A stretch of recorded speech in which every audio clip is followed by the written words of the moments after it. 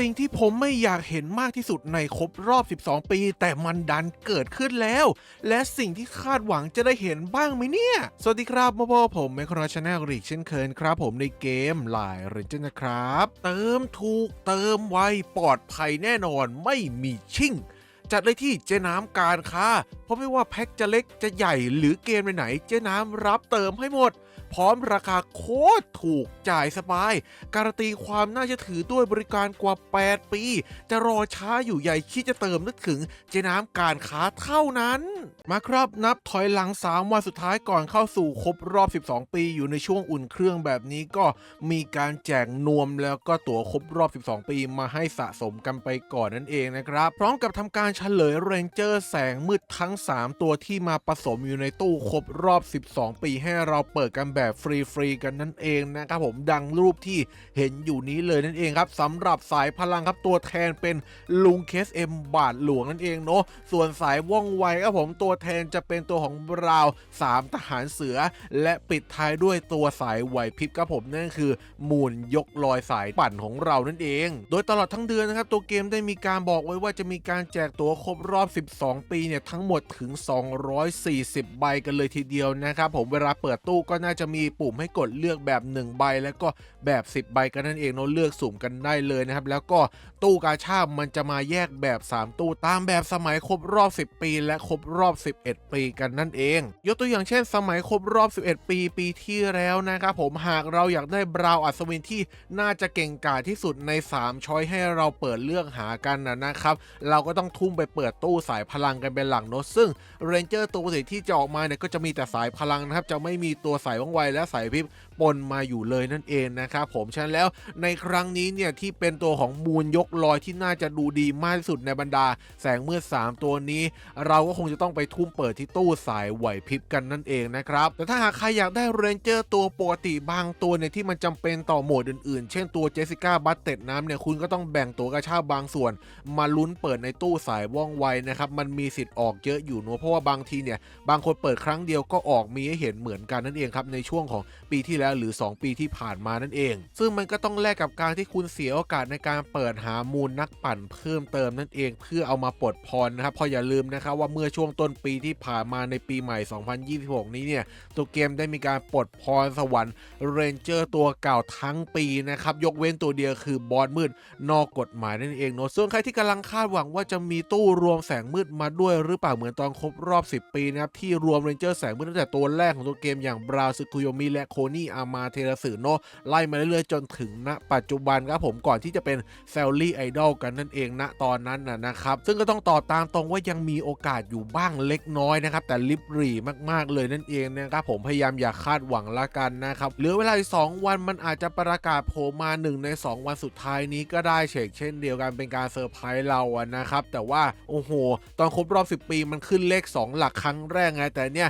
มันผ่านเลข2หลักมาแล้ว1ครั้งนะครับจะบอกว่าครบ1จากราศีก็ดูไม่ค่อยจะยิ่งใหญ่สักเท่าไหร่กันนั่นเองทำให้ตู้รวมแสงมืดนี้โอกาสมาลุ้นยากมากๆนั่นเองแต่ส่วนตัวผมอยากให้มันมามากๆเหมือนกันนะครับถึงมันจะลิมิตให้ ID 1 ID เนี่ยเปิดได้แค่1ครั้งเท่านั้นแต่ว่าอย่างน้อยมันก็แรนดอมตัวดีๆออกมาได้อยู่เหมือนกันสำหรับคนที่ดวงดีนะครับเขาจะได้มีกำลังใจในการเล่นต่อไปนั่นเองเนาะเพราะเมื่อทุกคนเห็นเฉลยแสงมืดทั้ง3ตัวที่จะมาผสมอยู่ในตู้กาชาครบรอบ12 ปีให้เรามาเปิดกาชากันแบบฟรีๆกันไปเลยนะก็น่าจะท้อกันไปเยอะมากแล้วนะครับผมขนาดคอมเมนต์จากฝั่งญี่ปุ่นที่เขามักจะปั้นเรนเจอร์เอาหล่อเอาเท่เน้นสะสมกันเป็นหลักเลยนะเขายังบอกว่ามันเหมาะสมกับ PVP มากจริงๆเหรอซึ่งหลายคนอาจจะสงสัยว่าทำไมต้องเป็นเรนเจอร์3ตัวนี้เป็นเรนเจอร์3ตัวอื่นไม่ได้เหรอเขาเลือกมากันยังไงครับจริงๆเนี่ยผมต้องบอกไว้ก่อนเลยว่าผมสามารถคาดเดาได้ตั้งแต่แรกแล้วนะครับว่าจะเป็น3ตัวนี้เนาะเพียงแต่ว่าไม่อยากทำให้ทุกคนเนี่ยผิดหวังไงแต่ว่าโอ้โหออกมา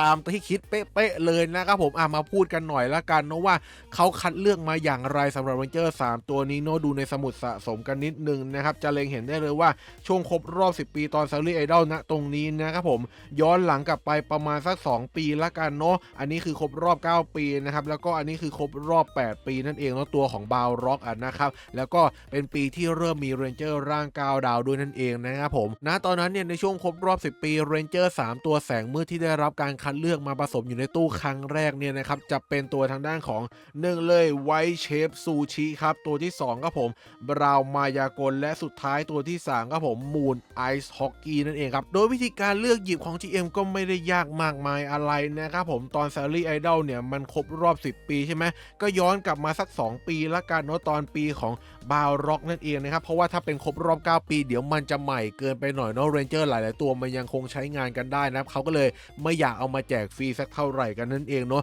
ก็เลยย้อนกลับไปสัก2ปีละกันเนาะอาจจะไม่ได้เก่าจนเกินไปแล้วก็ไม่ได้ใหม่จนเกินไปเนาะมีหลายๆตัวที่มันเริ่มจะใช้งานไม่ได้แล้วก็เอามาแจกฟรีสักหน่อยละกันนะครับเรื่องจากกว่าสายตาดูเรนเจอร์ครบรอบ8ปีกันก่อนครับตั้งแต่ตัวแรกของปีอย่างรอนร้านค้าแผงลอยเป็นตัวการบินคาดมืดที่เคาน์เตอร์บินดุได้เป็นอย่างดีครับปัจจุบันก็ยังคงใช้งานได้ดีไม่น่ามาแจกฟรีสักเท่าไหร่บาวร็อกตัวถัดมาก็เฉกเช่นเดียวกันครับเก่งยันปัจจุบันแบบนี้ใครจะไปแจกง่ายๆถูกต้องไหมครับผมลำดับถัดมาแซลลี่นาฬิกาปู่นะตอนนั้นบอกได้เลยว่ายังคงโคตรโหดโคตรอันตรายแบกทีมคุณได้พร้อมกับคอมโบหยุด5วิก็ไม่น่าแจกเท่าไหร่และสุดท้ายครับราวอานูบิสตอนที่บอสมืดยังไม่เข้ามาในเกมครับผมถ้าแสงยังคงครองเมืองกันอยู่ครับมันก็ยังคงเป็นตัวเลือกที่เก่งมากๆไม่น่าเอามาแจกเฉกเช่นเดียวกันนั่นเองเนาะถ้าเกิดว่าเหลือตัวที่น่าจะแจกอยู่2ตัวนั่นคือตัวอ่อนประจำปีนั้นเลยก็คือบอสกล้องโดนครับกับตัวของไวท์เชฟซูชินั่นเองเนาะแต่ว่าตัวเกมเลือกเป็นไวท์เชฟซูชิแล้วก็ไม่ได้เลือกบอสกล้องโดนนะครับเพราะว่ามันเป็นสายไหวพริบเหมือนกันทั้ง2ตัวเลยนั่นเองครับเลือกได้ตัวใดตัวหนึ่งเท่านั้นนะครับแต่ตัวเกมเหลือสายพลังและสายว่องไวที่ยังไม่เลือกเลยเขาก็ต้องย้อนกลับไปอีก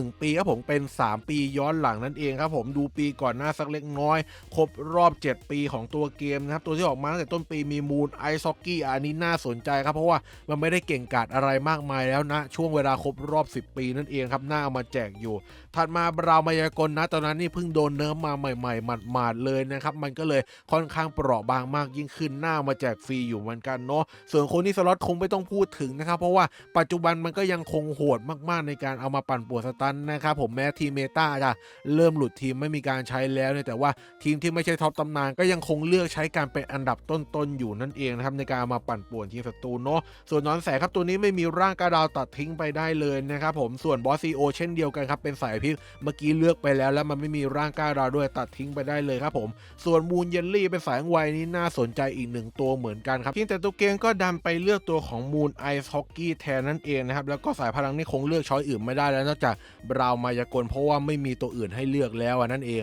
นะครับผลสรุปสุดท้ายครบรอบ10ปีมันก็เลยออกมาเป็น3ตัวนี้นั่นเองเนาะและครบรอบ11ปีครับผมใช้เทคนิคเดียวกันในการคัดเลือกโดยปีที่แล้วเป็นตัวของบราวช้างออกมาใช่ไหมครับผมแล้วก็มองย้อนหลังกลับไป2ปีถูกต้องไหมครับผมก็เป็นช่วงครบรอบ9ปีใช่ไหมก็เป็นเซลลี่พิชเชอร์ออกมาใช่ไหมแล้วก็มีมูนไดเอทนะครับผมมีบราวไกทองเนาะมีตัวของมูนหุ่นไล่การนะครับมีบราวอัศวินแล้วก็บราวยมทูตนั่นเองนะครับผมตัวแทนที่จะเป็นสายพลังสายไวและสายไหวพริบนะครับผมมองกว่าสายตาไปตัวอ่อนแห่งปีเลยมูนหุ่นไล่กาครับตัวแทนสายไหวพริบอย่างแน่นอนครับผมแล้วก็ตัวของบราวอัศวินนี่ค่อนข้างออกมาไม่ค่อยเก่งกาจมากสักเท่าไหร่เนาะใช้ได้แค่ช่วงระยะเวลาสั้นๆเท่านั้นครับก็เป็นตัวแทนของสายพลังกันไปเนาะหรือสายว่องไวครับจะเลือกตัวอะไรดีตอนนั้นเพชเชอร์ก็ยังคงเก่งอยู่บ้างนะครับแล้วก็ตัวของมูลลดน้ำหนักนี่ก็ยังดูดีมากๆอยู่นั่นเองแล้วก็เลยไม่น่าเลือกสักเท่าไหร่ไกรทองนี่ไม่ต้องพูดถึงครับยังคงใช้ได้โอเค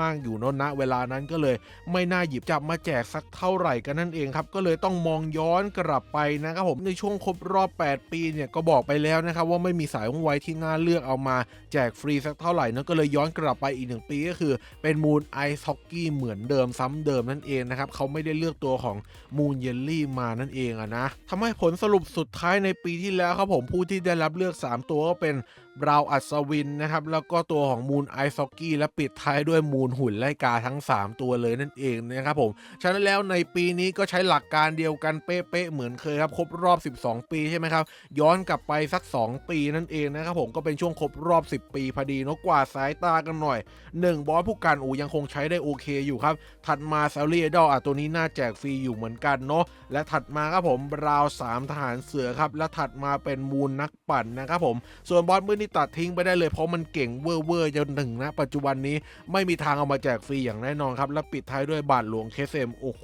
ทั้งปีนี่คือ เรียกได้ว่ามีแต่ตัวหน้าแจกฟรีทั้งนั้นเลยเพราะว่าไม่ได้เก่งสักตัวนะครับผมสำหรับสายพลังนี่แน่นอนครับทั้งปีมีตัวเดียวครับลุงเคสเอ็มได้รับเลือกอย่างแน่นอนแล้วก็มาจริงๆนั่นเองครับแล้วก็สายไหวพริบครับผมทั้งปีก็เหลือตัวเดียวครับเพราะบอสมืดนี่ไม่ใช่คู่แข่งแน่นอนสำหรับการเอามาแจกฟรีเหลือมูลนักปั่นก็ได้รับเลือกอย่างแน่นอนครับ2ตัวแล้วนะและตัวที่3ก็ที่เป็นสายว่องไวครับผมก็มีให้เลือก2ช้อยระหว่างบราว3ทหารเสือกับตัวของแซลลี่ไอดอลตัวไหนล่ะที่มันอ่อนกว่ากันทุกคนน่าจะเห็นกันชัดเต็มตาโนแม้แซลลี่ไอดอลมันจะไม่ได้เก่งมากแต่ก็ยังพอถูถ่ายใช้งานได้อยู่บ้างนั่นเองเนาะแต่ว่าเจ้านี่เนี่ยใช้งานแทบไม่ได้เลยนะครับผมมันโอเคแค่ตอนออกมาใหม่ๆเท่านั้นนะปัจจุบันนี่คือเอาไปเก็บอย่างเดียวครับก็เลยขอเป็นตัวเลือกเอามาแจกฟรีแล้วกันเนาะก็เลยเป็น3ตัวนี้แหละครับที่ได้รับเลือกมาแจกฟรีในปีนี้ครบรอบ12ปีนั่นเองเนาะเป็นสิ่งที่ผมไม่อยากให้มันเกิดขึ้นมากที่สุดแต่มันก็ดันเกิดขึ้นเรียบร้อยไปแล้วนั่นเองซึ่งพอเป็นแบบนี้เนี่ยเห็นแล้วท้ออยู่เหมือนกันนะครับผมหลายๆคนก็น่าจะรู้สึกเหมือนผม